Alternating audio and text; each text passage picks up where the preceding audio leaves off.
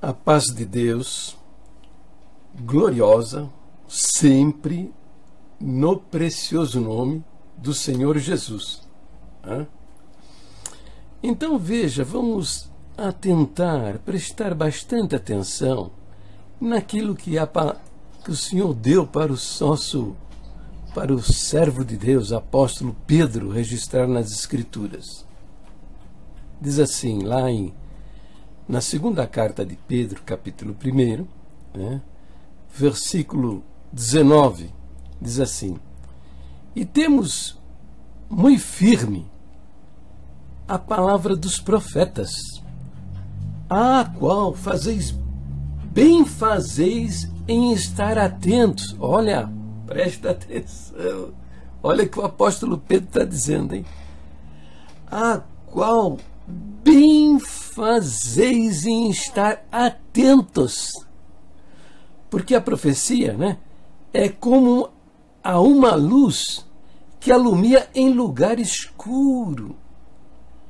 Entendeu? Até que o dia amanheça e a estrela d'alva apareça em vossos corações. Então aqui o apóstolo Pedro está aconselhando a gente prestar bem atenção nas profecias dos homens de Deus. Quais homens de Deus? Quais homens de Deus? Estes que você está ouvindo na tribuna? Ou estes que registraram as Escrituras? Estes homens que você está ouvindo na tribuna? Ou estes homens aos quais você pode ter certeza, o Espírito Santo inspirou para que eles registrassem nas Escrituras os pensamentos, propósitos, a vontade de Deus. Diz, a qual fazeis bem em estar atentos, ligados, prestando atenção. E ele diz ainda, sabendo primeiramente isto, que nenhuma profecia da Escritura é de particular interpretação. Então, Pedro está dizendo que para você prestar atenção nas profecias das Escrituras, você primeiramente precisa saber isso, que nenhuma profecia da Escritura foi feito por uma particular interpretação daquele que escreveu. Depois o 21 diz assim, porque a profecia nunca foi produzida por vontade de homem algum. Depois, presta atenção. Mas os homens santos de Deus falaram inspirado pelo Espírito Santo. Está vendo? Então Pedro está dizendo que os homens que registraram a palavra nos livros da Bíblia, eles fizeram isso inspirados pelo Espírito Santo. Agora vamos ver o versinho seguinte, o primeiro verso do capítulo 2. Agora ele fala, ele vai fazer o retrato literário da congregação cristã no Brasil. Sabia? Vê se não é verdade. Confira comigo. E também houve entre os povo falsos profetas, como entre vós haverá também falsos doutores, que introduzirão encobertamente heresias de perdição, e negarão o Senhor que os resgatou, trazendo sobre si mesmos repentina perdição. E olha, você crente da congregação, veja o verso 2, diz assim, e muitos seguirão as suas dissoluções, pelos quais será blasfemado o caminho da verdade. Entendeu? Então, por que eu falei retrato literário da congregação? Está aqui o retratinho, nesse verso primeiro aqui. Que introduzirão encobertamente heresias de perdição. por que encobertamente, escondidinho, né? Bem oculto, para ninguém saber. Estará mesmo o ministério da congregação introduzindo heresias de perdição de maneira encoberta? Será que eu estou falando a verdade? Hein? Reuniões secretas. Eu denuncio isso já desde o ano 2000. Você já deve ter visto meus vídeos. Você, como eu, durante muitos anos, pensou que as decisões a respeito do caminho que a igreja deveria trilhar eram decididas lá naquelas reuniões anuais, né? Vindo irmãos de várias partes do Brasil, né? Se reunindo lá no Brás, na Visconde de Parnaíba, não é isso? Nada disso, meu filho. Isso já estava decidido, tudo decidido por homens que você não sabe quem são, reunidos. Você não sabe quem são, se é um só, ou dois, ou três, ou cinco, ou seis, você não sabe. Você não sabe quem são estes homens, e também você não sabe quando eles se reuniram. E aonde eles se reuniram. Você não sabe absolutamente nada. Então por quê? São reuniões secretas. Secretas. Reuniões secretas. Mesmo estas reuniões monumentais lá no Brás, você não pode participar. Mas é isso que os homens inspirados pelo Espírito Santo, né? Aqui, ó. Vou pegar uma canetinha aqui, ó. Os homens inspirados pelo Espírito Santo registraram nas Escrituras. É isso? Então vamos ver. Vamos ver o livro de Atos.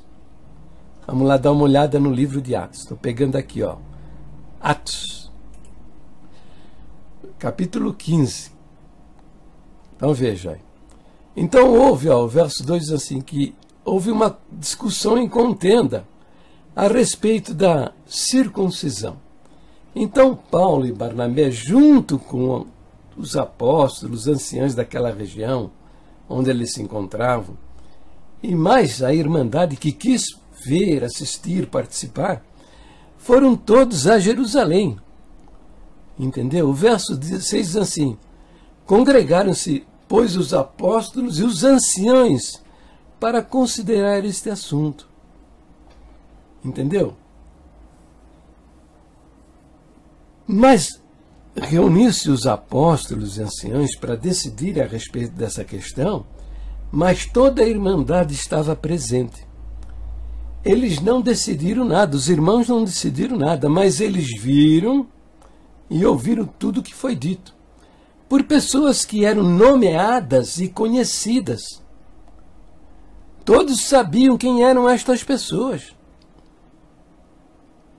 E isso foi discutido, e depois diz aqui, ó.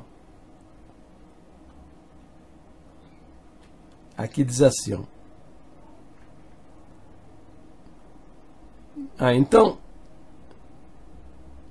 Então pareceu bem, ó, versículo 22, então pareceu bem aos apóstolos e os anciãos, com toda a igreja, eleger homens dentre eles e enviá-los, com Paulo e Barnabé a Antioquia, e uma carta para ser lida lá nestes lugares onde foi comunicada as decisões ministeriais. E estas cartas, chegando nestas cidades, foi lida de maneira escondida? Não. Toda a igreja reunida tomou conhecimento. Entendeu? Então tá aí. Reuniões secretas é uma maneira diabólica de introduzir heresias no seio de uma comunidade cristã. Mas tem um irmãozinho aí que me falou, né? Falou, mas as outras igrejas procedem da mesma maneira. Mentira, mentira. As igrejas sérias, né? Os homens crentes, responsáveis, tá? E que têm o temor de Deus, eles têm sites Sites, ó, os presbiterianos, os batistas, os metodistas. Eles têm sites onde eles publicam as suas decisões ministeriais e o nome e a fotografia dos homens que decidiram estas coisas. Entendeu? E quando não tinha internet, era feito por meio de boletim, de jornal interno da igreja. Todo mundo sabia. Nada escondido. Nada escondido. Tá? Então tá aí, ó, uma das maneiras diabólicas de introduzir heresias no meio da igreja. Outra maneira. Tem outra maneira? Tem. A congregação pratica listas secretas de ensinamentos.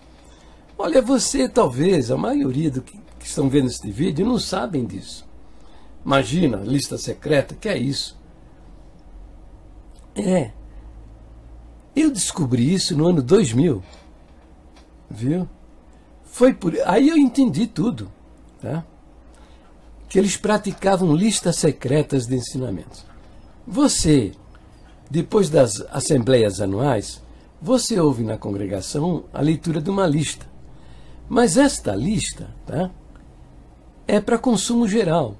E vem coisas insignificantes, sem nenhuma consequência, sem nenhuma responsabilidade. Entendeu?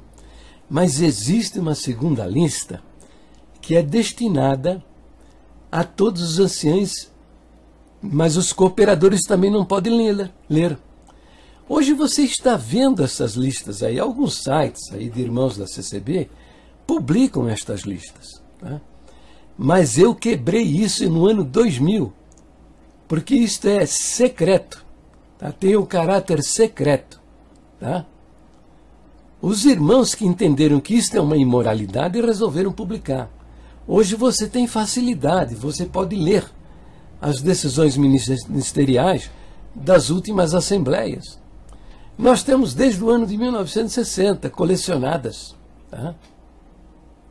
Mas você está conseguindo ler isso porque eu denunciei isso. E muitos anciãos entenderam o meu recado e enviaram essas listas secretas que eles possuíam, guardadinhas nas suas gavetas, para o site lá do Reforma CCB, lá do Ricardo Adam. Isso se tornou público. Tá? Mas é por meio dessas listas secretas dirigidas.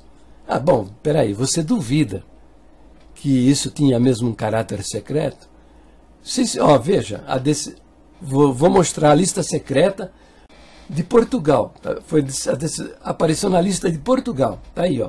Tá vendo aí? Quer dizer, o camarada não podia dar conhecimento, o ancião não poderia dar conhecimento do conteúdo da lista, nem para sua esposa, nem para os seus filhos. Se ele fizesse isso, ele seria expulso do ministério. Está vendo aí, ó? As consequências que o ministério decidir, expulso. Entendeu? Listas secretas, uma imoralidade. Tá?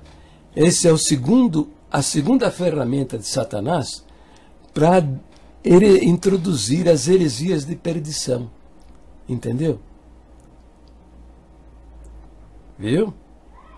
Bom, qual é a terceira maneira de introduzir heresias de perdição? É o seguinte, tá? É não escrever nada. De preferência, não escrever nada sobre as doutrinas da gente aqui, entendeu? É uma coisa diabólica. Ao invés de ensinar as doutrinas verdadeiras da Bíblia, eles passam essas heresias por meio de mensagem subliminar. O que é uma mensagem subliminar? Bom, são mensagens que o seu consciente não entende, tá?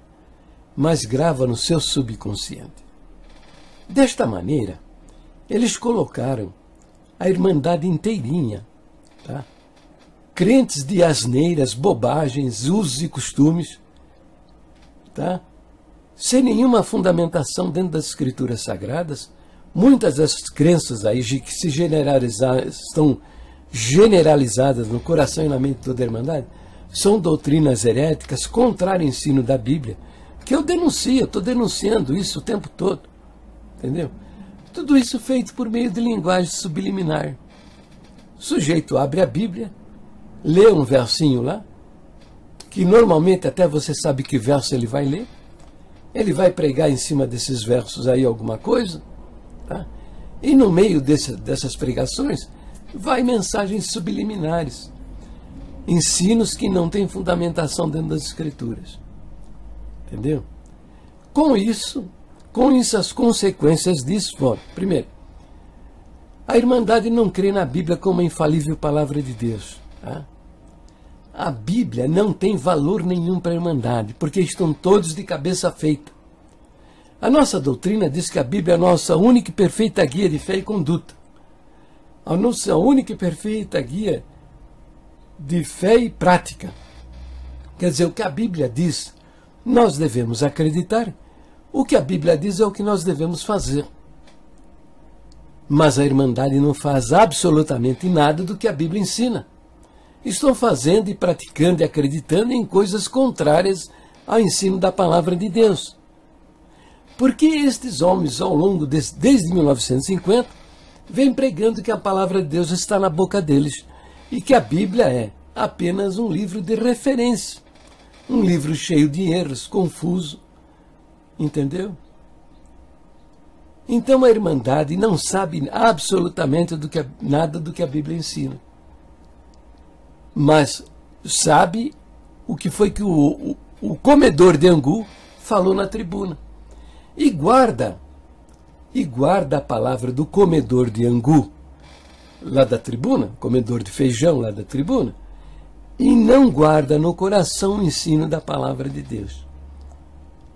Então, o que fizeram esses homens desta maneira? A Bíblia se tornou inútil para formar os nossos pensamentos e mudar as nossas crenças. E ela não serve mais como regra de fé e como regra de prática. A Irmandade hoje acredita no que o homem fala e pratica o que o homem ensina. Crenças e práticas fora do ensino da palavra de Deus.